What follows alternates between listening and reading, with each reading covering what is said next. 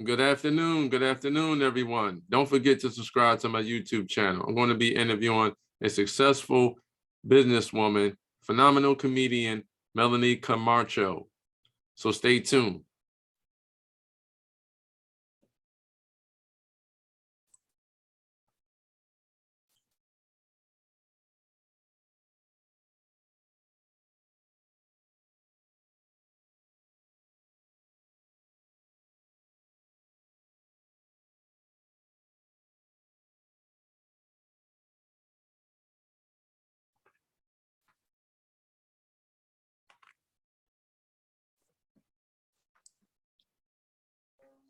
How you doing? Hey, Melanie, how you doing? Oh, I'm so sorry. You see, I still got my pajamas on, y'all. Oh, that's all right. Oh man, I'm thinking you talking about LA time. You talking about Eastern time, my time. right. Yeah. How you doing?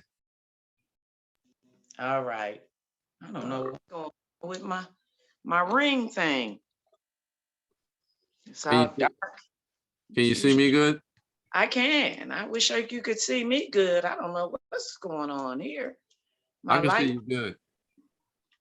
is not doing what it's supposed to do. The lights. Oh, you can see me good? I can see you good. Okay. All right. How you So how doing? you doing? I'm doing great. It's getting better each and every single day. How you doing? I'm blessed. There you go. There you go. God is always good. Yes, he is. There you go. He's Uh, amazing. Absolutely. Absolutely. Well, I appreciate you coming on my platform and conveying value to my audience about your great There accomplishments we go. and the things you're doing in the comedian space. Hey, I'm trying. All righty. I'm You giving it ready? my all. I'm just gonna keep on grinding and keep on doing. That's all you can do. Keep That's all you pushing can it. do. God has definitely blessed you. Yes, he has. All righty. You ready to rock and roll? Yeah. All right. Good afternoon, everyone. This is Arthur Robinson Jr. I'm the creator and the host of the Powerful Interviews podcast. And today I have another special interview for each and every one of you. Today I have a wonderful person on the show, and she's a great friend of mine. Her name is Melanie Comarcho. For those that don't know Melanie, let me explain to each and every one of you about this incredible, beautiful woman. Melanie Comarcho, she is an actress, she is a film director, and she's a phenomenal businesswoman, a phenomenal comedian.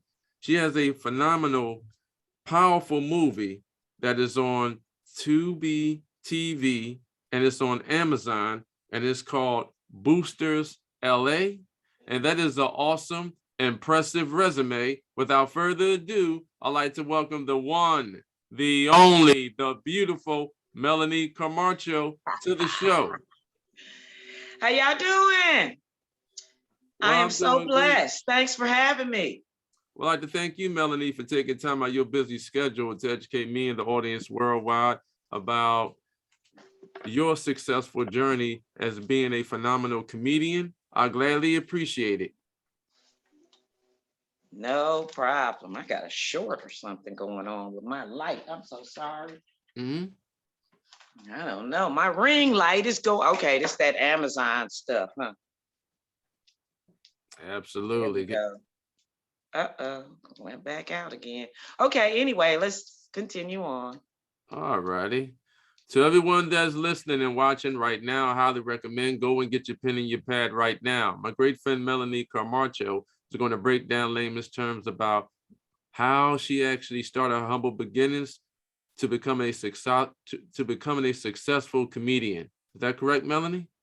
I that's what you want to hear about, my journey as a comedian. Sure. Now, what I'd like to know, and can you explain to the audience in layman's terms, who is the beautiful Melanie Comarcho? How long have you been in your powerful industry, and what is your expertise? Well, I'm Melanie Comarcho, mother of two, a divorced mother of two. Comedy happened on a whim. I went to go see a show. the comics weren't that funny to me. I was kind of salty because I had spent $20 and I wanted my money back. The one I went to go see had passed, and I didn't know Robin Harris had died. And my friends who I went with that were also my co-workers, they dared me. Oh, you think you could do better? They put $50 on the table. I went up and did 3-4 minutes on them. The people loved it. The owner of the club asked me to come back, and that's how it all started. Wow. From there, I was doing this comedy competition in the Bay Area where you had to audition to be in the competition. Where at the audition, I got a standing ovation, and the people from Def Comedy Jam were there in the audience. I didn't even know what Def Jam was. So I came into comedy clueless. I had no comedy background. I had never seen anything but Eddie Murphy do Delirious. So sorry. Okay, so yeah, that was the only experience I had as a comedian, seeing Eddie Murphy. I got allergies, y'all, and they start. Okay, so after I went to the first round because I got the standing O at the audition round. I didn't make it out the first round. I didn't even get out the first round, but because God put the people from the Def Jam at the audition round, they saw something in me. So the next thing I know, I'm taping Def Comedy Jam. And as soon as I come off the stage at Def Comedy Jam, Bob Sumner comes up to me and says, "You're going on the comedy tour." So I taped Def Comedy Jam in my first year, and I also booked the tour. So I toured with Def Jam probably 6 years. Wow. I say off and on, because like 92, 93, 94, I was with the Def Comedy Jam. And then we went 95, I went and toured with Chris Tucker. And then I went back to the Def Jam. And then in 97, I taped again, I went on tour again with Chris Tucker. So I would go back and forth between Def Jam, Chris Tucker, and then Martin came along, and then, Martin he came up to me after one of the shows and was like, "When I'm on tour, you're on tour." And he was a man of his word, because people always tell you stuff. But Martin came back and got me every time. This lit tour that he's doing now, this lit AF tour, he's just the host of that tour. That's not the Martin Lawrence tour. But when he was Martin Lawrence touring, he took me. God is good. Because he could have took anybody. I mean, anybody would have wanted to be, any comic would have done it for free. Do you understand me? They have done the Martin Lawrence tour for free, just to be on the same stage as Martin in those arenas that Martin was. So, yeah. Wow. It's a good thing. Now, I know that you toured with Martin Lawrence and Chris Tucker and Katt. And Katt Williams. Wow. His first 2 years as a big name, I toured with him. And he was so fun. Absolutely. They are all icons, especially you. Millionaires. And I was cracking up when I see you on the First Amendment with Martin Lawrence. And it looked like the whole place was actually packed. And you said that your daughter was looking for those pink skinny jeans. You was like, "This is not your jeans, this is our jeans." Right. I was cracking up. Now, that whole place was packed. How do you overcome, the nervousness when you go on stage? Well, as soon as you guys start laughing, I'm not nervous anymore. So I'm nervous until the first laughter. Once I see there's somebody out there that thinks it's funny, then I just keep going and milk it until, they're not laughing, and then it's on to the next joke. That's how I do it. Wow. Now, you have a phenomenal movie, and it's hilarious. It's called Boosters LA. What made you go from the comedian circuit to want to start doing your own films and start directing your own films? Well, everybody's seen a movie that you like, who in the hell greenlit this shit? Everybody's seen that movie. You're like, who put this together? Are you kidding me? You know? Mhm. And so I saw a couple of those films and I was like, I can do that. Mm. So I tried. And I Wow. was successful, and I reached out to all my comedian friends, and they all took a chance. I've never directed a film before. I haven't even been in that many films before, you know. So they all took a chance, and everybody in my film has established a wonderful career. And I wasn't going to do anything to jeopardize or hurt anybody's career. This would have been still on my computer before I'd have released a movie that hurt anybody that was in it. Everybody in it was hilarious. Mhm. Everybody from Tiffany Haddish, Earthquake, Bruh Man from the Fifth Floor, Michael Collier. I mean, the list goes on and on. Misha Lay, everybody came out for me and they turned all the way up. Everybody was great. Like you said, you saw the movie. I tried to make a film that was funny all the way through. You know, sometimes you see a trailer and it's funny as hell. And then you get to the movie and find out that that's the funniest stuff in the movie was what was in the trailer. I didn't want that to be the case with my film. I tried to make it funny throughout. I tried to rep my city, LA. So people who haven't been to LA, you can see stuff. There's Randy Donuts and it's all the hot spot, Roscoe's Chicken and Waffles, the stuff you hear about LA. I got it in there. I got the Staples Center before it changed the name because now it's some kind of crypto something. It's not the Staples Center anymore, but the Staples Center was a landmark in LA's community for years before they sold it to this crypto bank or whoever they are. I don't know. But yeah, so I was trying to get all the little hood B&R Burgers, which is a delicious hamburger stand. The line be out the door here in LA. So I'm trying to show you where you can go and you can get your laugh on. Then the music. Oh my God. I went on Instagram and requested all the unsigned artists to send me their music. And I told them what the movie was about. And the music was awesome to me. I loved the music. Did you like the music? Absolutely. Absolutely. I love the movie. It was absolutely different. And you also had, Courtney. You had him in the movie. Who? What's his name? Witherspoon? Oh, I got John Witherspoon and That's AJ Johnson's last films ever. Oh, How about that? Wow. Yeah. That's with a blessing. John died right after he shot his scene. And the story behind his scene is hilarious because that scene I originally shot with J. Anthony Brown. Then Jay got sick. He got cancer. Oh. And my editor at the time told me that the scene was too dark and I needed to shoot it over again. So now I'm in panic mode. I got to hire the camera guy again. I got to hire another actor, so I was trying to get Jay and I couldn't get him. He kept saying, I'm sick. I got dialysis. He would send me pictures of him on the machine and stuff or whatever he was getting done. I don't know if it was dialysis, but he was getting something done. He would send me pictures. So I reached out to John and John was like, when you talking about? I was like, whenever you available. And he was like, can you do it tomorrow? And I was like, yeah.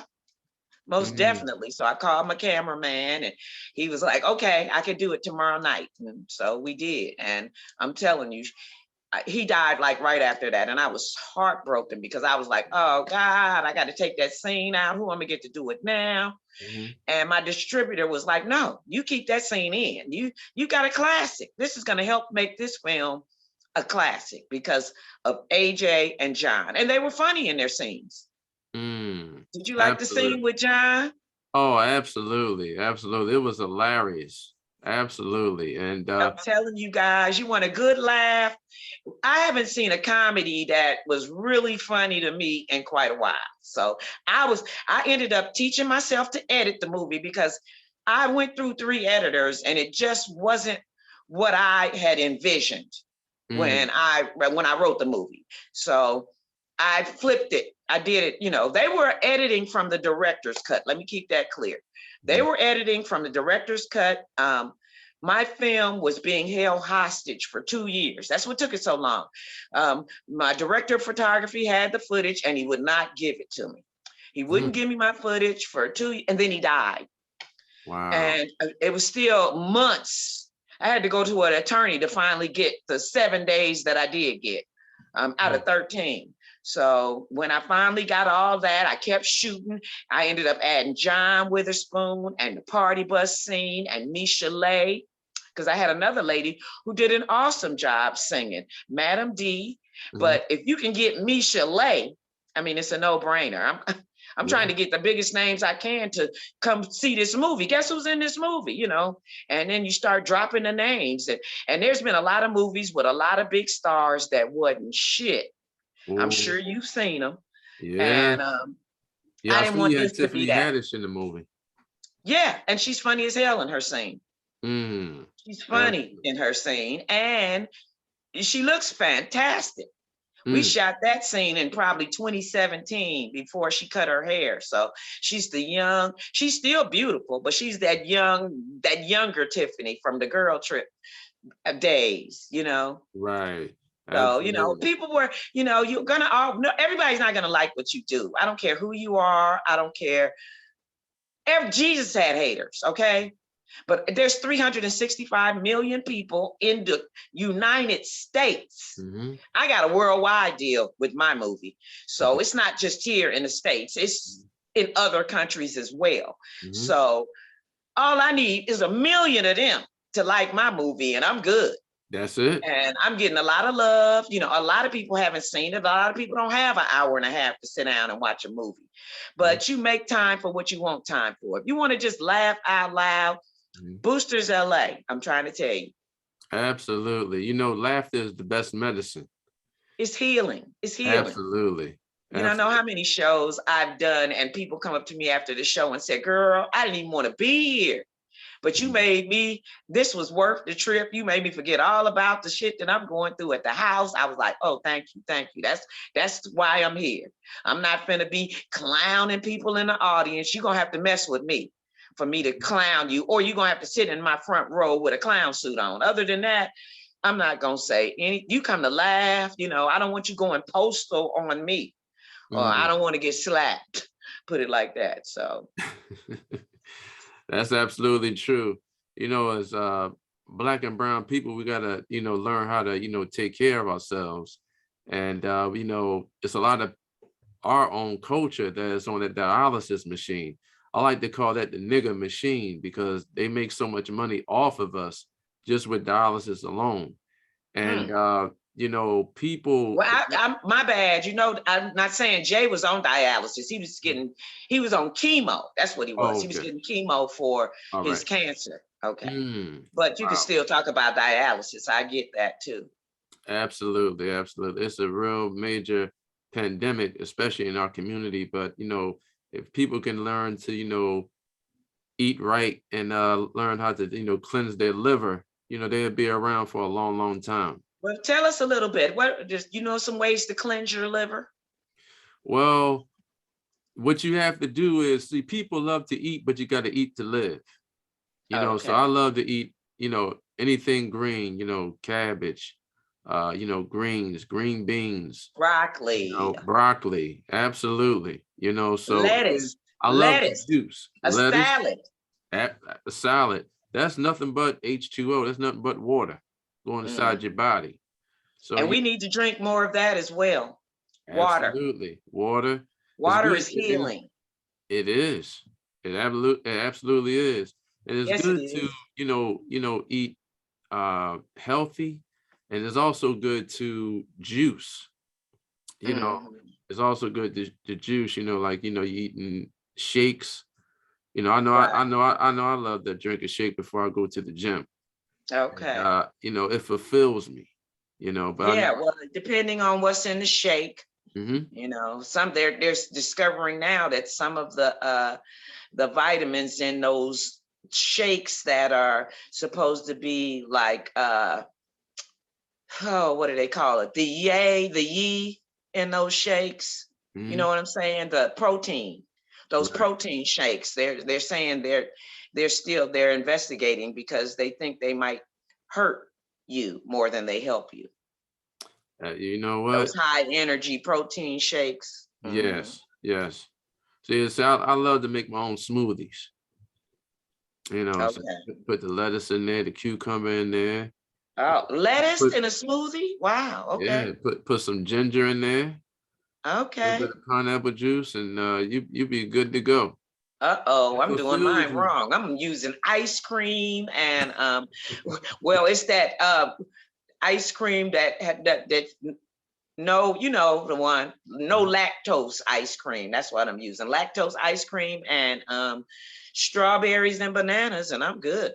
Yeah, well, you know, bananas have a lot of potassium in it. Yes. Yes, absolutely. And you And know, ice cream. strawberries, I just found out, are used to whiten teeth. Yes, absolutely. So everything that you want that exists is natural. That it comes from the earth.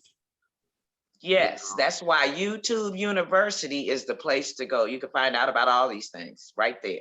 Absolutely, absolutely. See, prescription drugs and non-prescription drugs, they are the major causes of diseases. Probably And so. well, I know Jeff Bezos, the owner of Amazon, you know, he's the largest online retailer in the world right now. He's thinking Right. about getting into, you know, the pharmaceutical industry where your high blood pressure and your diabetes and Diabetes, all that medicine, it can just go straight to your doorstep on cancer. the CVS and Rite Aids. Hmm. I say they have a cure for HIV and cancer, but the money that they're making off the medication is Right. like, why cure it when we're making a killing Absolutely. right here like this? So, They're only going to give you medicine to suppress the symptom, but it's not eliminating the symptom. right. I just thank God that I'm healthy enough that I can say I take no medicines. If my head is hurting, I go take a nap.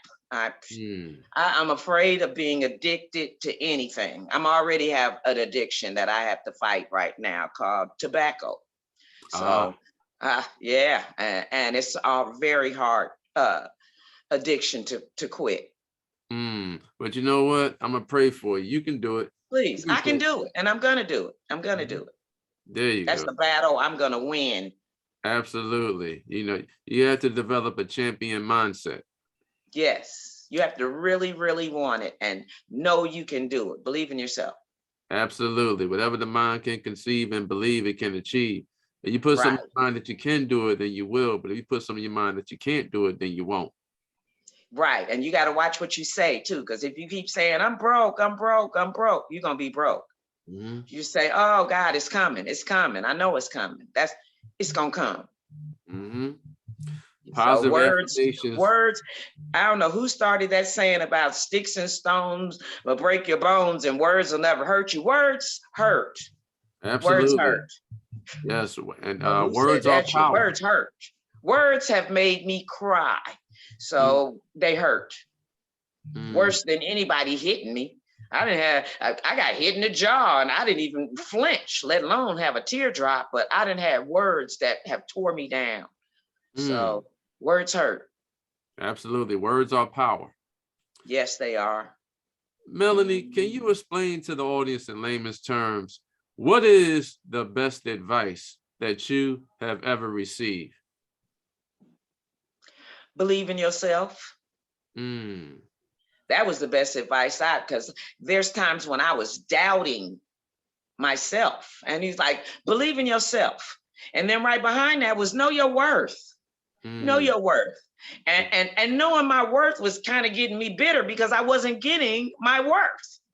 I'm still mm, not getting my worth. I know what I can do, but because I don't have the following on Instagram, mm, I can't do it. So I said, you know what? I can't get in these movies. They're not calling me. It's not like I'm auditioning and not getting a part. I'm not even getting an audition. I've gotten calls from casting directors they were talking about me today. Well, it couldn't have been nothing good because I never got a call for an audition. mm. So, I said, you know what? Let me make my own movie. And I Absolutely. made a movie. Don't sleep. That cast that I have, just the cast alone, You can't get that on an ultra low budget. These people did this out of love for me. I can't afford Tiffany. Tiffany had already, she had already blown up when she did my film. It was coming. It was known. And then, you know, John Witherspoon and AJ Johnson, they did all the Fridays. I can't afford what they asking for a regular movie. I didn't pay what Soul Plane was paying, put it like that. All right. And they still came. And a couple of them wouldn't even take the money. They was like, nah, you going to keep that. And I'm like, and you still gonna sign this? I'm still gonna sign this. What? Oh, so that's God. That's unity. God carried me through this journey, is what I can say. When I'm wondering, because there was a lot of nights I was crying all night. What happened? I'm trying to edit for the first time. I'm a first-time editor. So during COVID, I'm finding footage that ain't in the movies that everybody else edited. And that's because I told them all I wanted them to do was replace the director's cut with the footage that I finally got, not knowing that there was better scenes than what the director's cut had. And so I found those scenes during COVID. And then I taught myself to edit with YouTube. And a lot of times I screwed up. I would lose my timeline or thought I lost it or thought I deleted it. And I'd be crying all night. And I'm like, where is God? God, help me, help me. And he was carrying me the whole time. He's like, I got you. And I didn't even realize, you know, and you're going to lose people on your journey, people you thought was your friends. He gonna reveal to you who your friends are. You got to keep your eyes open and pay attention. A lot of times he gives us the red flags and we move that red flag right on out the way and keep it moving. Absolutely. That's what a lot of people have a tendency of doing. And, you know, it's like when somebody tells me no, that enlightens me because I love the word no and I embrace the word no. And NO stands for next opportunity. I can't do, you know, business with you, but I can do business with other people that sees my vision. Right. There's no I in team, but it is an I in win. And together we can all win. And it'll be 1,000 no's before it'll be a yes. And that's for everybody. I don't care what you do, where you go, or what you work, how many years you've been there. It's going to be 1,000 years no's before you get that yes. Trust. Absolutely. So you got to trust the process. And trust in God. Yes, he got you. All it takes is a mustard seed of belief. He ain't asking you to believe everything. He's a mustard seed. And he'll take you right on through. He's going to put the people you need to take you to the next part of your journey. You're going to be good, but you got to believe. You have in to yourself and in him. Absolutely. I agree with you. Melanie, it's a lot of comedians that are, you know, creating multiple flows of income. You know, they're going from, you know, doing stand-up to, you know, doing their own, you know, merch, their own apparel lines to, you know, just touring and things of that nature. What mistakes are you seeing that the new comedians are making in regards to getting on and showcasing their talent to the world? Well, you know what? There's a lot of internet comedians. That's the new thing now, the internet comedians that are coming out and doing shows. And I say, good for you. You know, I can't worry about what them and them and them and them is doing and stay focused on what I'm doing. So you got to put your blinders on and keep doing you. I can't worry about why this person is getting booked and I'm not. I can't. I just got to keep grinding, keep putting my film out there because everybody ain't seen it. But once everybody sees it, I'm going to be good. I wrote 3 of these. So I wrote Boosters LA, Boosters Atlanta, Boosters New York. I want to do the same thing with them cities. I want to grab all the comics from Atlanta to do Boosters Atlanta. I want to grab all the comics from New York to do Boosters New York. And I'm putting it out there. I'm going to do those films. You got to speak on it to receive it. And I'm speaking on it. I want to do those films. I did this film with one investor, Sam Watson, who is Floyd Mayweather's manager, was the only one to believe in me enough to give me some money for my film. I caught him on a good day. I said, Sam, I need some money to do my film. And he said, girl, what's your bank account number? What? This man don't get nobody nothing. And I caught him on a good day, and he blessed me. God put something on his heart because he gave it to me. And he ain't asked me for $1 Now, I can't wait till I get my first check, because the first thing I'm going to do is run and give him his money back and some for believing in me when nobody else did. Thank you, Sam. That was nothing but God. Nothing but all day. And everybody reaching out to him now. Please. They was like, you must have put it on him. I don't mess with people I work with. That's first of all. I don't get my honey where I get my money. Put it like that. I don't mix those two. Definitely not me. To each his own. What you do, do you. But that's what I do. And I don't think he would have gave what he gave me to a booty call. I don't think so. You might have got $500 ticket to the fight or some shit like that, but you wouldn't have got what I got. I seen an interview that you did on the Sister Circle show, and you said that longevity goes a long way with keep your mouth closed and keep your legs closed. That is extremely important when it comes to business. Oh yeah, definitely. What happens in the room stays in the room. You don't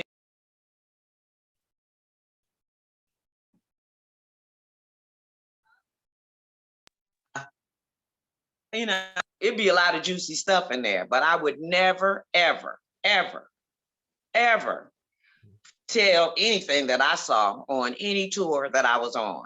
A couple of things that public knowledge, I don't care about that, but anything private that I thought was scandalous, I'd never repeat it. Now you was... Oh, I didn't see that. Right. Now you was one of the original Queens of Comedy. You know what? I'm gonna tell you, Melanie. To me, that Queens of Comedy tour ended up being the blessing of all blessings, because once I got kicked off that tour, I went on tour with Martin, and I toured with Martin 4 times. That Queens of Comedy tour was over with probably 5 shows after I did it, after I got kicked off. So that is irrelevant to me. If you go to my Instagram at Melanie Comarcho, Facebook, or even maybe on Instagram, but mostly on Facebook, you'll see all the tours I've done. When I say tours, I'm talking 20 cities or more. I mean, people have done tour dates. I ain't talking about no dates. I'm talking about full-fledged tours. And most of the tours I did was 100 cities. We did 100 cities when I was on the Katt Williams tour. 60 or 70 with Martin. I mean, with Martin and Chris Tucker. I think we did 80 when I was on that Maxwell tour. I know there was 30 days on that Maxwell tour where I couldn't go home. That was the longest I'd ever been away from my kids, because most tours are Friday, Saturday, Sunday, or Thursday, Friday, Saturday, Sunday. And so I'm home the rest of the week. But with Maxwell, there was not enough time for me to go back to the West Coast to see my kids. I would have been there for 2 hours, and I didn't want to tease them like that. And so I didn't do it. I was gone for 30 days. So with the original Queens of Comedy, was it supposed to have been 4 comedians? It was supposed to be a host and 3 queens. Wow. That's what it said. It was that. It was that. It was a host and 3 queens. I heard later that they went through several hosts. Like I think Myra J was a host, and then Laura Hayes ended up becoming a host. But before the Queens of Comedy even was thought of, I was touring with Chris Tucker, and Walter Latham was the promoter on both of those tours. So he already knew what I could do. Before the Queens of Comedy was even a tour, I was hosting Fat Tuesdays at the Comedy Store. If you guys go to Amazon, Netflix, you'll see Fat Tuesdays. I was the only female to ever host that room. So I was hosting Fat Tuesdays. I was hosting the Laugh Factory on a Sunday night. I was hosting this club called the Savoy in Inglewood, and I was hosting the Improv. So I was doing a lot of hosting as well as being a comedian. So when Walter thought about the Queens of Comedy, just like he thought about the Kings, when he put the Kings together, he put the Kings together. He was like him, and him. These will make the Kings. He did the same thing with the Queens. But shit happens. And again, I consider it God. I mean, I was devastated at first. I'm a single parent now, and I've got 2 kids to take care of. And now I'm not on tour anymore. And then God said, oh, don't even worry about that. I got something better. Not only did I go on tour with Martin, he doubled the money.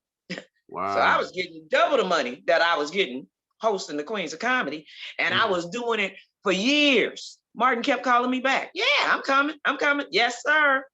Now, are you and Martin Lawrence, are y'all going to go on another tour? I have probably not. I mean, I wish. I doubt it. You know, I don't know. He's tired. He's doing that lit tour right now. So he's probably going to rest or do a TV show or something after that. But if you want to go out again and holler at me, I'm ready, Martin. Yes, but my goal, my dream one day is I've been a feature on everybody's tour. Wow. I want to be the reason they coming out. I want to be the Melanie Comarcho tour is what I want. That's my ultimate dream. I don't care if I'm 80 years old when it happens. That's my ultimate dream for the Melanie Comarcho. I want to be able to fill up a 2,500 seater. Well, just to come to see me. You can do it. You can do it. I believe it. Oh, I'm gonna keep grinding until I do. Now, what I want to see now, I know that they offered, Eddie Murphy, I think it was like over 12 million. They want him to stand up.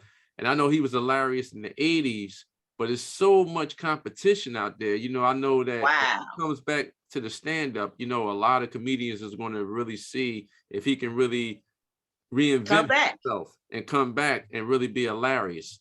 Now, for you, I can see you doing an hour of what you do. That's my goal for 2022. Making people laugh. Do you have that in the making? Hour. Do you have that in the making? Oh, an hour of Melanie. It's on my vision board. Put it like that. It's on my vision board for 2022. I want to do a 1-hour comedy special. Now, I did a 1-hour comedy special years ago. I think it was 2007. And I did it for Showtime. And then Showtime, when they were finished, they sold it to Netflix. So it even played on Netflix for a little while. But I want to be in control of this one, this next one. I was doing it with someone else. And this one, so when it came to the editing and everything, they did it because, people consider me, I get a lot of you're a nasty comedian, and I'm like, you better listen to my material. I'm talking about wearing my kids' clothes. I'm talking about the state of the economy. There's so many more things I'm talking about besides sex. Sex is a universal language. Everybody has it, every gender. Those that ain't having it want to have it or used to have it. So that's easy to do because everybody can relate to sex. I try to do material that everybody can relate to. Everybody can relate to inflation. Everybody can relate to kids. Everybody can relate to growing old. So I try to get subjects that people can talk. And I even hit political stuff when it's necessary. And I do it in a way that people aren't offended. I'll talk about men all night long, and there'll be more men waiting to take a picture with me after the show than it is women. So they're not too offended. No, I'm not offended at all.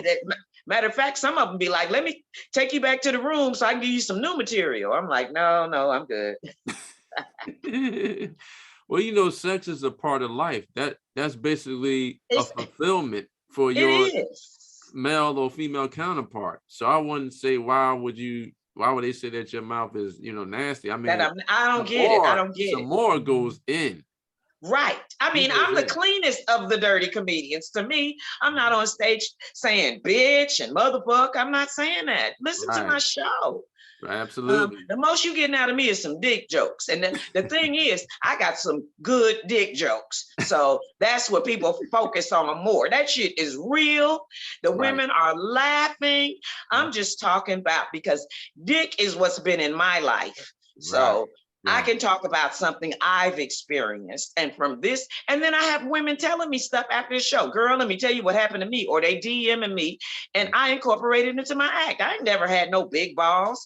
I've never been with a guy with balls bigger than his penis. I have not had that experience, but other people have. So I incorporated into my act as well. Oh, okay. I didn't even know Right. that was out there.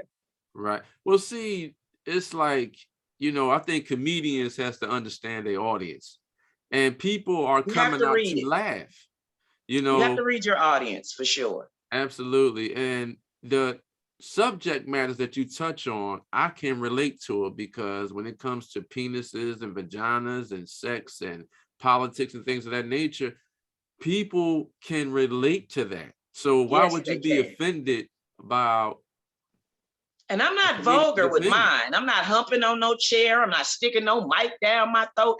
When I do the joke about giving head, I'm telling women, don't do it unless it's not a sport. It's what you might do with your man only to Mhm. show a little gratitude and appreciation. Thanks. Thanks for the house, or thanks for the car, or thanks for something he done for you that makes you want to thank him. Not because Absolutely. thanks for eating me. No, I didn't tell you to do that. You went down there all by yourself. Mhm. And I know your neck is sore because I was trying to stop you, but you kept doing it. So I'm sorry. Absolutely. Well, It's not Melanie, always a return exchange. Just because you do me don't mean I'm gonna do you. Sorry. that's true. Now where you wrote that rule at, you better Google that. That's not real. Melanie, keep doing you because the world needs you. And when Thank it comes to like people really seeing your vision, people can't see your vision the way you see your vision. And it's you. like you Never. gotta take Hollywood by storm. Like you did your own movie, keep doing your Right. own movies. And I guarantee you that Hollywood and everybody else is gonna start coming to you. That's just Yeah. how it goes. How it goes. Kevin Hart did Soul Plane by himself. Uh, Will Packer did Twa by himself. I Mhm. mean, we can go down the list of people who didn't get help. Nobody helped them do it either. They Mm-mm. didn't get help till later when people started recognizing their work. It is so many platforms with films on them now that it's hard for a person to. I mean, they got Paramount and Netflix and Amazon and Stars, and it's saturated with Absolutely. platforms to see your films on. So a lot of people who have done movies and they sitting on a shelf somewhere, you can stream those films now. You Yeah. can get the deal. Go to One Shot Films. If you think your film is any kind of good, go see my boy Curtis Ellerson over at One Shot Films. I'm telling you, One Mhm. Shot Films and Indie Films got my movie on 15 different platforms, and I own it. Wow. I own my movie. Wow. So So you you you can own your own sell it to intellectual property. Netflix or whatever, but Well, I own my shit. you own your own intellectual property, which is your film. Right. And I did something ain't nobody else I don't think anybody's done it. I've checked, I Googled, I looked for it. I wrote this movie, I directed it, I produced it, I cast it, Mm. I edited, I scored it, Mm. and I sold it. Wow. And so I did every aspect. And when you go to the credits, you're gonna see everything. Melanie. My friends did come on board and act in the film, and I had people helping me come be a grip or sound, hold the boom mic and stuff like that. But at the end of the day, I got Boosters LA ready for you guys to see. Well, that movie was phenomenal. And like you said, it's like you Thank just you. gotta push through and you got to go through a breakdown before you go through a breakthrough. Oh And I yeah, remember even when Kevin Hart, he used to do a lot of stand up in Philly, and then he went to New York, and he didn't get put on right away. But then not David at all. Dash, Even he after put he him did in. Soul Plane, he didn't get put on. No, well, David So Dash put it him in took the him a movie minute. Paper Soldiers. But look at him now. Woo Yeah, woo, Kevin Hart. absolutely. And I'm not mad at anybody because I reached out to everybody for help, and nobody did. I am not mad. This was God's plan. So sometimes don't get Absolutely. mad because they didn't help you. God got another plan, and it's usually a better one. So Right. I'm Well, in my history, he always had the better plan. Yeah, Things I didn't even Damon think of. Dash, he put Kevin Hart in the movie Paper Soldiers. Okay. And that's what got him, visibility. So Okay. it's like you never know when the I opportunity never is going to saw that present. film, so I did not even know. I Yeah. thought Soul Plane, and then after that it was him with Ice Cube. Absolutely. So I he, didn't see the Paper Soldiers. yeah, hilarious movie. I gotta Hilarious watch movie. for it. Who's in it? It's well, it was Damon Dash was in it. Um, it was Damon Kevin Hart in Dash. it. Beanie Siegel was in it. Okay. Yeah, Those sounds like a New York-based movie. Those are New Yorkers. Damon yeah, Dash and yeah, Kenny Siegel, right? yeah. What's the another comedian was actually in it. It's Okay. he's actually doing something with I'm trying to Dave think. Chappelle. No. It's Pierre, Vanessa, the Oh comedian, yeah, they on that and comedy hype what's his thing. name? Alfonso? Well, I'm trying to think of the Comedy hype.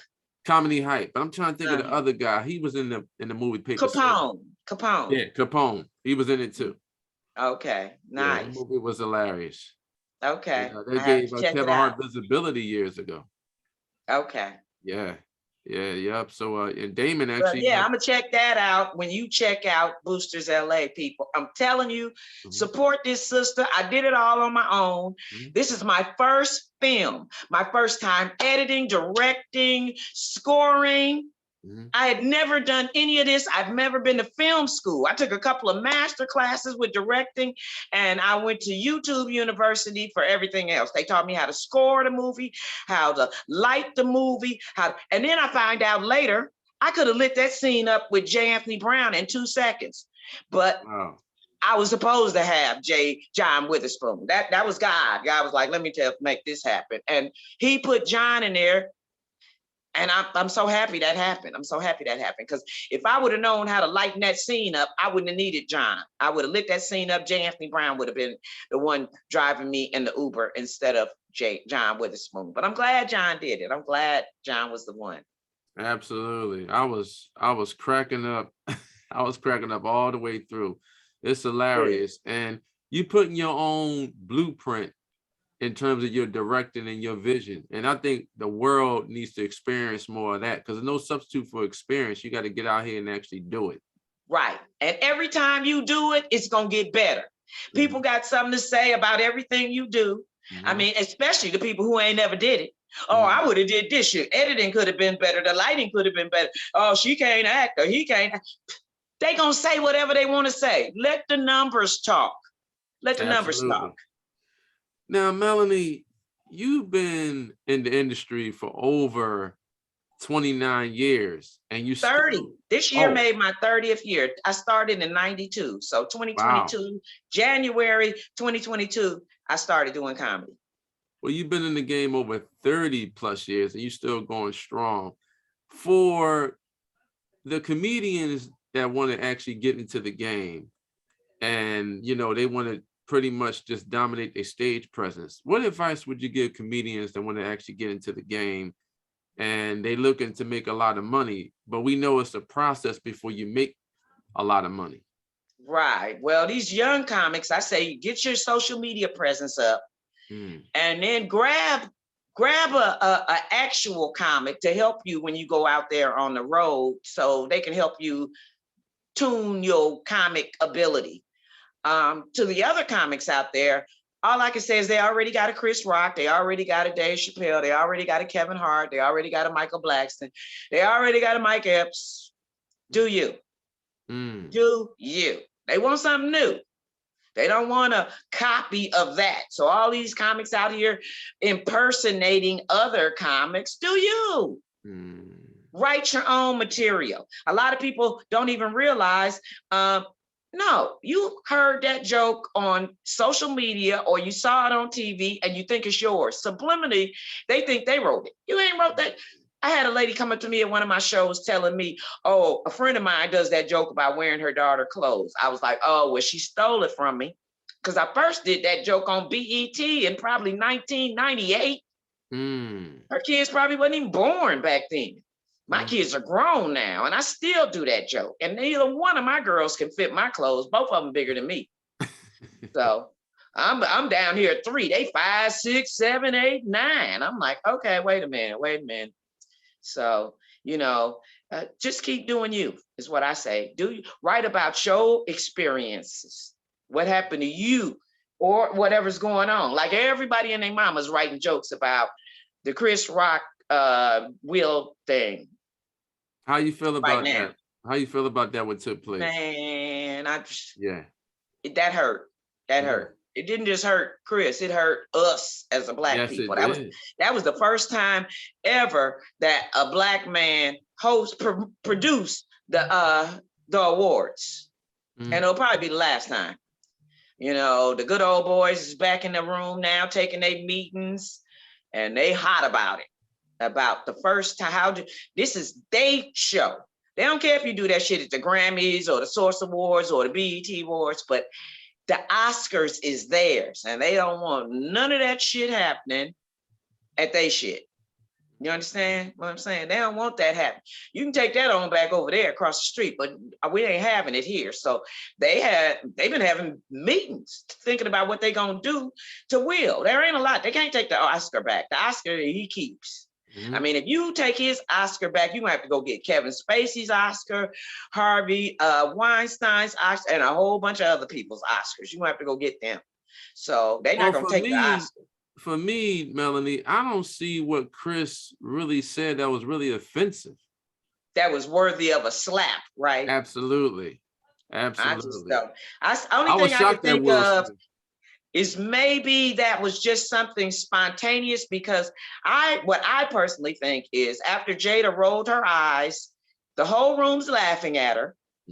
And she looks over and Will's laughing with everybody else. Right. So I think tears probably welled up in Jada's eyes when she saw her husband was right there with everybody else. And once he saw that, he got angry. That's what I think. I don't know. Everybody said he gave her a look. No, I think, when somebody's about to cry, how their eyes fill up with water. The tears might not roll down, but you can see that they hurt. I think she saw Will laughing with everybody else, and that hurt. And once he saw how hurt she was, he had to do something about it. Right. He was wrong for slapping. I'd have talked shit from my seat. I'd have went up and took the mic out of his hand and maybe hit him over the head with the mic and then went back to my seat. Well, and it wouldn't have been no hard hit. That's assault. Enough to make a noise and then move on. Right. It wouldn't have been no. Or he could have even said, keep my wife's name out your effing mouth. Before he should have switched that. And then if he kept going, then go up on and slap him. But see, he could have said that first to me, and it would have all been squashed. Okay, man, I got you. I won't say nothing else. But I think if he really, really wanted to hurt Chris, he just would have went up there and just sucker punched him. He didn't do that. No, he didn't. He didn't get that aggressive. No, he didn't sucker punch him. He slapped him, but slapping to me is like spitting. I'd rather you sucker punch me than spit on me. Yeah, absolutely. Hopefully they can, iron out the wrinkles and they can work it out. They already have. They have. It's all over the internet. They wrote apology letters, each Will to Rock and Rock to Will. I don't think Chris knew that Jay.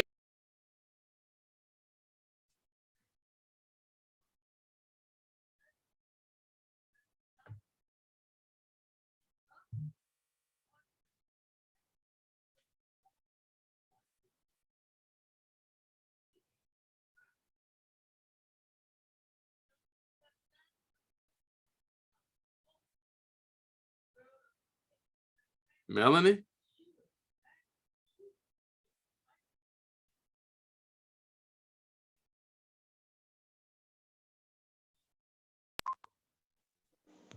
Oh, I'm back. I'm so sorry. He's out the hospital. That's a good thing. Okay. All right. Yeah, so but like I said, how do you feel about the Will Smith slap? I know they've been friends for a long time. I just hope that they can, Have they been friends or they've known each other for a long time? Just because you know somebody don't mean they're your friend. Right. Well, for what I see with the images, it looked like they've been, friends for a That long, long image with time. him, look at the picture. She didn't have alopecia back then. Look at the picture of Jada on that picture Right. you see with him, Will, and that picture was 10 years old minimum. Right. But Jada Pickett, she's the open book. She told the whole world about what she was going through. And she said that she don't mind going through it. So if your wife is telling the whole world that, then why would you have a problem with it? I Well, mean, I don't think he had a problem with it. Everybody else, he said it wasn't a problem when he went on with Gayle King. He said he knew about it. So he didn't wow. have no problem. It was the rest of the world that had a problem. How dare you, Will, let her get away with that? It was the rest of the world. Right. That was an arrangement, obviously, that they've made and are happy with. They've been married how long? They've been married over 24 years. Right. So whatever they doing is working for them. And that's what I say is so many people who ain't married, ain't never been married, ain't gonna be married. And just do you. If they happy with what they doing, if they good with it, then why should you have a problem? Absolutely. Absolutely. I don't know what's going on with my light. What's happening here? Okay, you can still see me kind of. I can see you. Okay. Mhm. I don't know what's happening. I must got short. I got to get another light here. Okay. There you go. Now, Melanie, a couple years back, Google bought YouTube for $1.6 billion. So video is hot right now. Google bought YouTube? I had no clue. Absolutely. Can you explain to the audience the power of using video? Should entrepreneurs and business owners and comedians use video to expand their brand? Oh, yeah. Well, I don't have a big following on YouTube or anything. I use it as a learning tool. Like I said, Google is not the best search engine. Everybody thinks Google is the best. No. Sometimes when you Google something, what happens? It sends your ass over to YouTube. I don't know. Ask YouTube. And YouTube ain't going to just tell you about it. They're going to show you. So there'll be 10 videos on how to do whatever you're trying to do. You're trying to change an engine or change a tire or make a movie. There's 10 different versions of how to do it. Everybody has an opinion. And it usually comes from somebody that with some expertise. Like when you go to YouTube to find out how to edit, there's editors who've been doing it for years, who've been to editing school and graduated and everything, that are telling you how to do this. So I say YouTube University, there's no student loans, and boy, are they dropping some knowledge. Wow, but that's like AEG and Live Nation buying up the whole market of entertainment, pretty much. You can't do a concert in this country without going through those two, Live Nation or AEG. Not a big concert. Wow. And I don't think that's fair to the smaller promoters, but and nothing you can do about it. Absolutely. Now, as a comedian, when you first are actually getting in the game and you first are, going on tour and getting on stages, should comedians, develop great relationships with the promoters? And should they have, solidified contracts in place in regards to them, getting compensated for their value? Oh, if you do a tour or any show without a contract, shame on you. You better do a contract. That's you're going to work. Most people gonna do a contract because guess what? You're getting a 1099 at the end of the year. You're gonna pay for this money I just gave you. I'm not gonna take the heat for this money. I got other shit I gotta take the heat. You gonna take the heat for this money. So you're gonna get a contract most likely when you do anybody's tour. Unless you've done so many tours with them that you don't need to do a contract.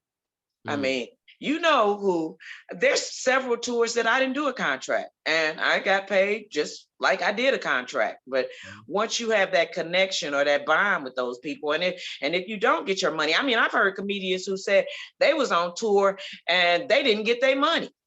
Well, really? Not me. The first time I don't get my money, it'll be the last time I don't get my money. I'm not going back on stage without my money. If you didn't pay me last time, I'm not going next time. I'm gonna tell you a story. I did a show years ago. This guy called me to do a show. And the show something happened with the show, but I didn't get all my money. Then he wanted Cheryl Underwood, and Cheryl Underwood had blew up by this time. So he trying to get Cheryl, and Cheryl told him, when you pay Melanie the rest of her money, call me back. Do you know that man sent me my money? We need more comedians like Cheryl Underwood. A lot of comics wouldn't have did that. Cheryl said, no, you're going to take care of the other comedian. If you can't pay her, you sure can't pay me. So that's what, and I got my money. Wow. We need more Cheryl Underwoods. We need We more sure in women the hell standing do. up for other female comedians. You got to create a sisterhood for one another. Oh, that would be nice in the real world, but that ain't real. Wow. They start getting jealous, and it's ugly. It's ugly. It's ugly. I remember I told one comic something in confidence, and the next thing I know, the person I was telling her about calling me, you telling such and such, such. I said, no, she's the only person I said that to was this person. So I know who told you, because she's the only person I said it to. And that to me is messy. And I don't want to be in no messy shit. I've been doing this for 30 years and I ain't been in no messy shit. And I want to keep it that way. There you go. What experience are you seeing, and what differentiates, the female comedians from the male comedians? And how do you think about Corey Holcomb's stand-up? I love Corey. Corey funny as hell to me. Either you like him or you love him. I like him. I've worked a lot of shows with Mr. Corey Holcomb because they say he's talking about women and I'm talking about men. They thought that would be a good pairing. But I'm not belittling men. And I know he's just calling the women out like some of them are. I mean, he's just, a lot of times we just a reporter. We watching the news and we reporting it. And that's what he see. So he reporting what he see. He's seeing, he's like, yeah, if you want to take care, we looking for an independent woman to take care of our asses. And there's plenty of them doing that. Plenty of them taking care of men. Wow. I like Corey. He's funny to me. Yeah, I like Corey too. He's some people can't stand his ass, but I love him. I don't agree with everything he's saying, but I like the man, Corey Holcomb. Wow. I tried to get him and Michael Blackson for the movie. I couldn't get neither one of them. I was like, I ain't got that kind of money. I was like, I said, and I don't be saying, well, Tiffany did it, or well, Earthquake did it, or or Kim Whitley or Sherry Shepherd. I don't. I just be like, okay. Because Earthquake wasn't the first person I wanted for that bus ride. He was not who I pictured at first. I didn't think I could afford no Earthquake. I was trying to get my family, people I've been on tour with. I couldn't even get a call back. So I called.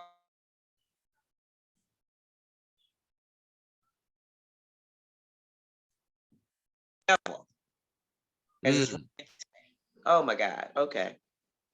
Wow. I'm gonna have a lot of voice messages when this is over. Melanie, I wrote down some powerful words, 10 being the highest and 1 being the lowest. So you can rate them in your own powerful way. Are you ready? Yeah, let's do it. Accountability. The highest. Highest is 10. 10. 1 is the lowest. Accountability always. Whatever you did, be accountable for it. You got that right. Perseverance. 10. 10. Don't stop till you drop, till the wheels fall off. Family. 10. Family first, above career and every damn thing. Family first. Love. 7. Overrated. I hope to find it again. I've been married and quite a few friends, boyfriends or whatever, but intellectual property. Intellectual property. I don't understand what that could be. Break it down. Actually, your films that you produced and your material with your stand-up, that's your own intellectual property. You own. 10. Sit down, write some stuff. Comics ain't writing no more. Sit your ass down and write. I was just so, after COVID, when we start coming back to the stage, these comics is coming back with the same jokes before COVID. We've been on COVID for 2 years. Please write a joke. Marriage. I say if you sign up for it, ride it till the wheels fall off. Marriage is full of ups and downs, ins and outs. But trust is everything. If there's no trust, there's no relationship. So that's all I got to say about that. Trust is everything in a relationship. Honesty. Please keep it 100. That's what I do in my material, in my life. I try to keep it 100, and everything don't need to be said. Sometimes you just need to shut the hell up. Integrity. 10. You ain't got integrity, you got nothing. That's right up there with trust. Respect. 10. And respect is earned. It isn't given. You want my respect, you got to earn my respect. I'm going to give you respect until you give me a reason not to. Value. Everything, right up there. Everything you naming is a 10. Value is a 10. And know your worth. Know your value. Former President Barack Obama.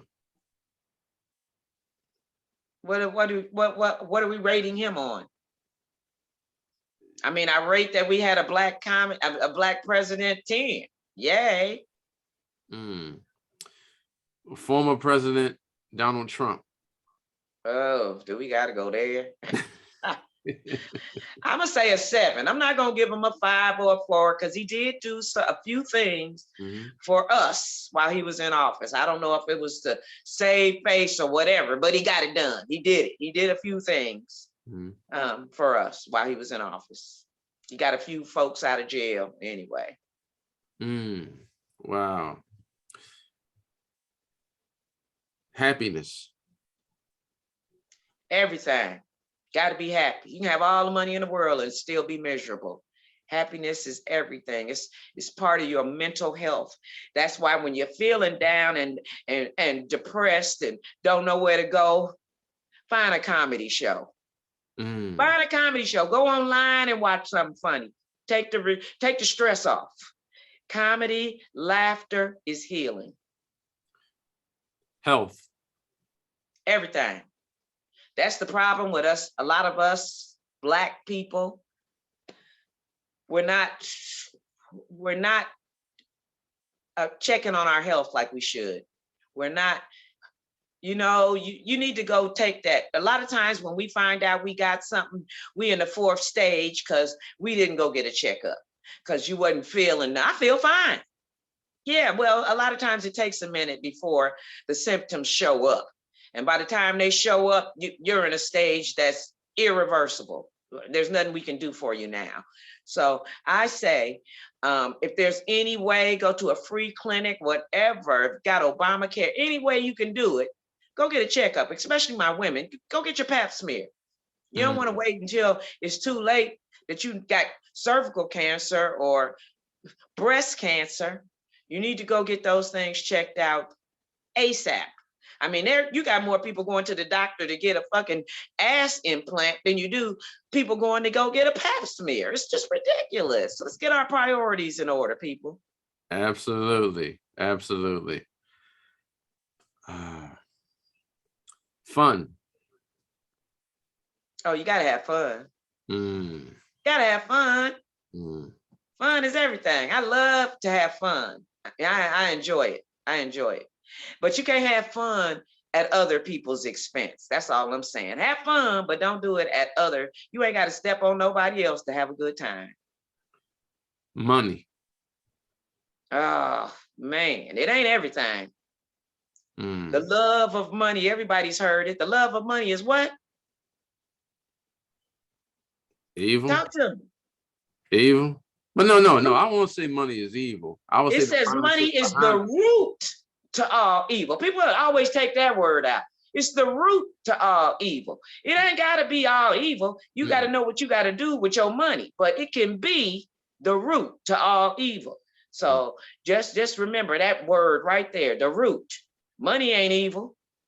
It's the root to money that's evil. Building great relationships. Oh, it's part of the package, always. All I say is treat people the way you want to be treated and everything will work out.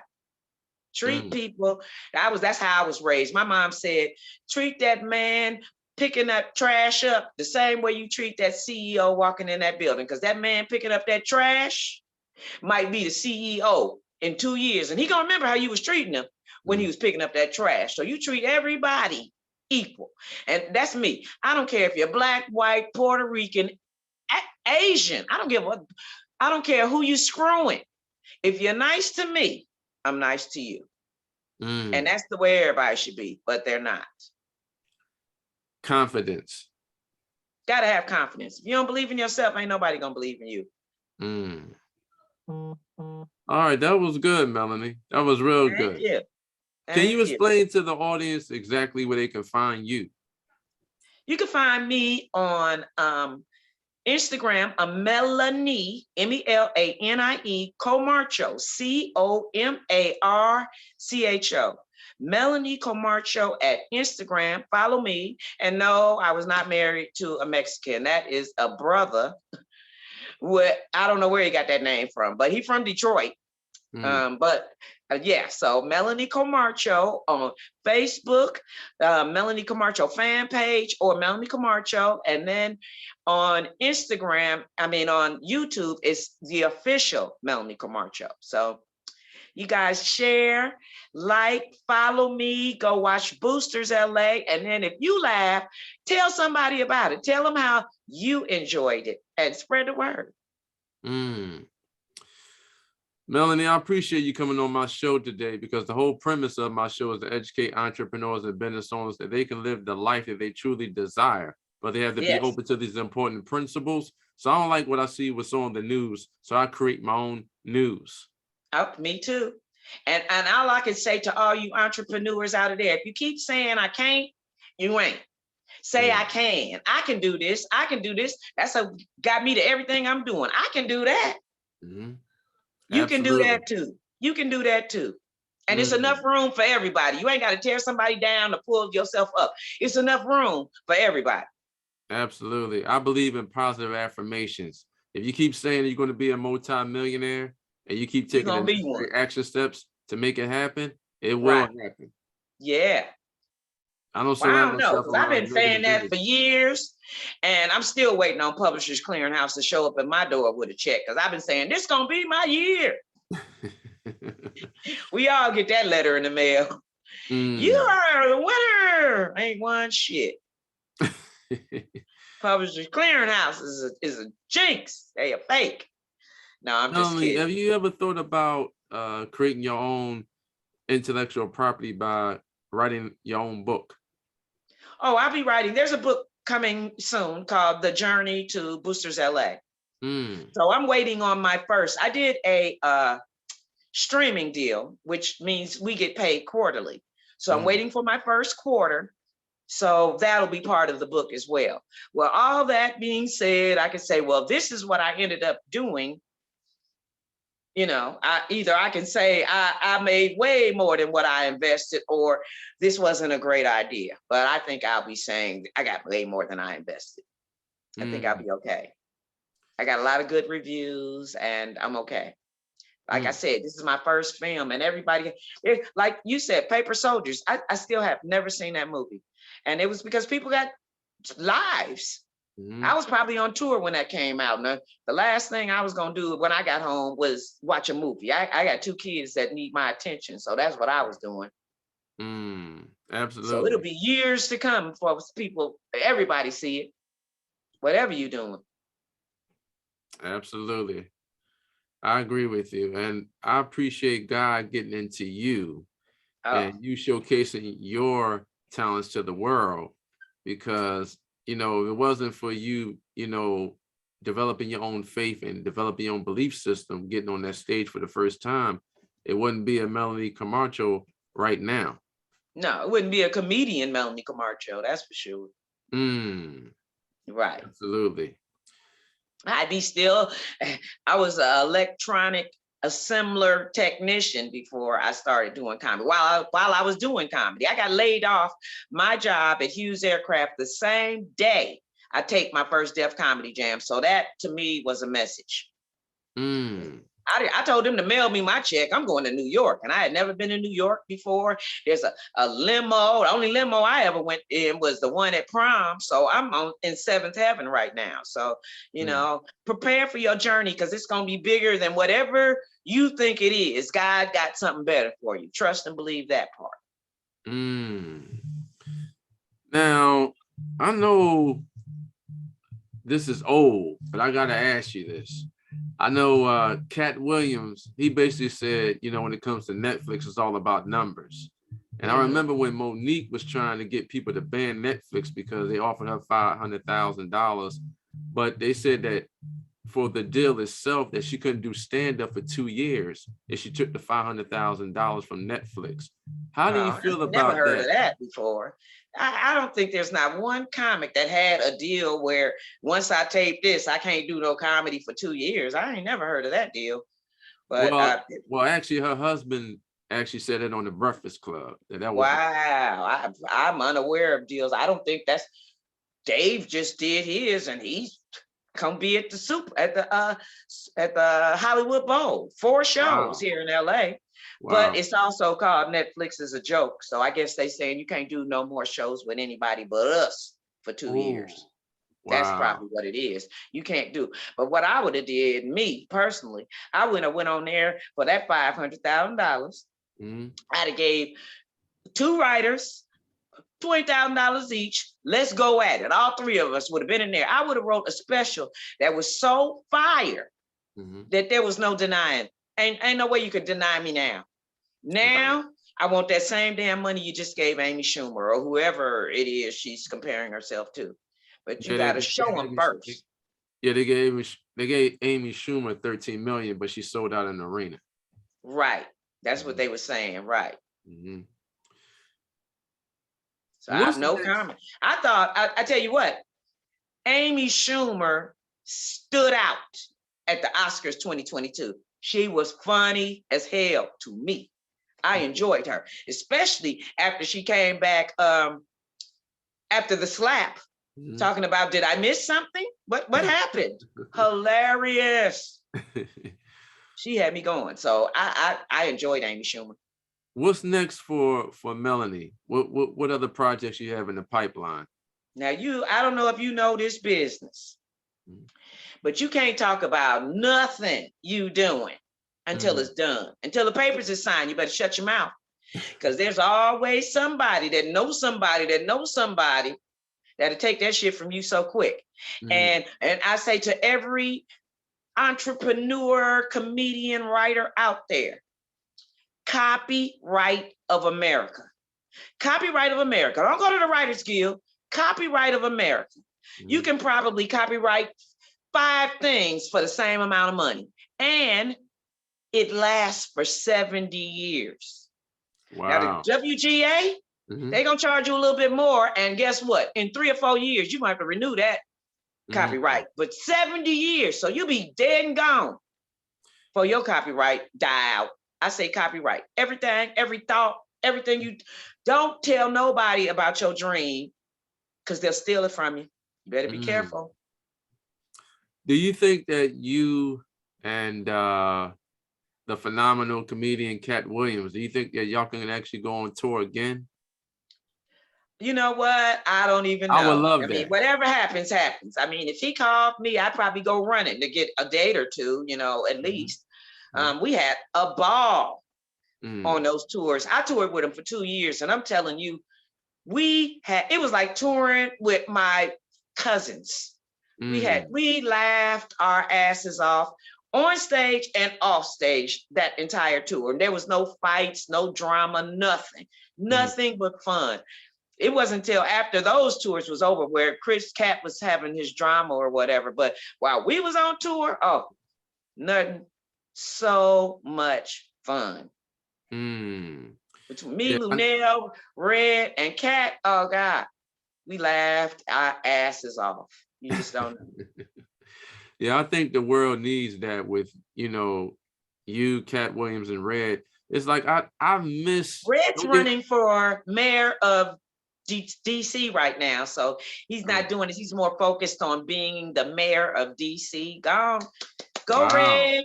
Wow. Yeah, yeah. Okay, he's getting into the political arena now. Anything's possible if you Wow. believe.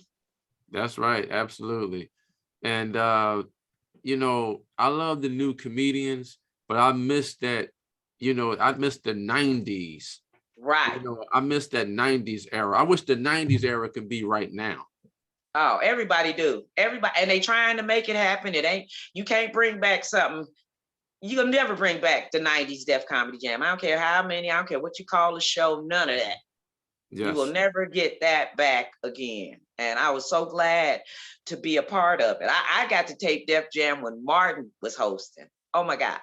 Yeah, and I see that Puff Daddy, he tried to follow in Russell Simmons' footsteps with doing his own, Right. comedy. There is nothing. Comic View is a copy of Def Jam. There's nothing that can compare to Laugh-A-Palooza, all that, copying the Def Comedy Jam, trying to bring a different vibe of like Def Comedy. Def Comedy Jam was the first one to do it that nationally. And then everybody was trying to, do another, oh, I can do that. I can do that. And that's how all that happened. I mean, and I was on a lot of them shows, Wow. Yeah. But you'll never bring back Def Comedy Jam 19.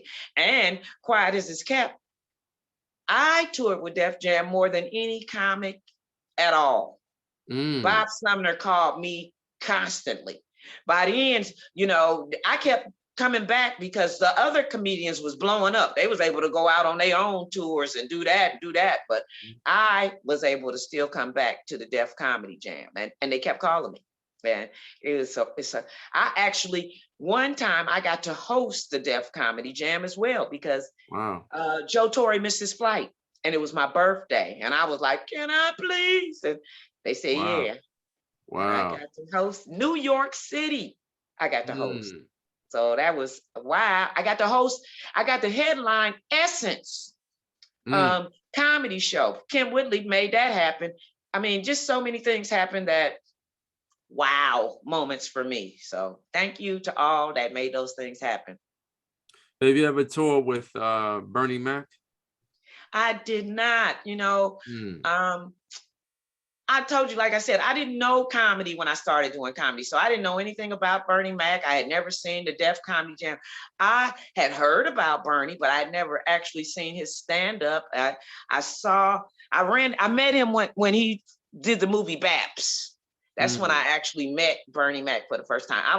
I was in the movie too. My scene got cut. They had me clowning the fat chick at the bar, and I guess they didn't think that was appropriate. That's what you asked me to do. And so I was not in it, but I filmed it.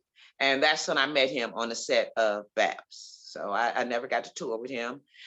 There were 2 tours out at the same time. So Bernie Mac and Adele, and I don't know who else, they were on one tour. And then it was like Ricky Harris, me, Chris Tucker, and I don't even remember who else was on this tour. Have you ever toured with DL Hughley? I have not. Wow. I have not. Wow. And DL is from Gardena and I'm from Inglewood. So y'all real right close. next to each other. Right. Wow. DL doesn't, never mind. Okay, yeah, next. I ain't gonna even repeat that one. Okay. No, you got some people who are intimidated by me. I'm not, they don't want me to feature for them. They don't want to work that hard because they know I'm going to try to bring it when I come.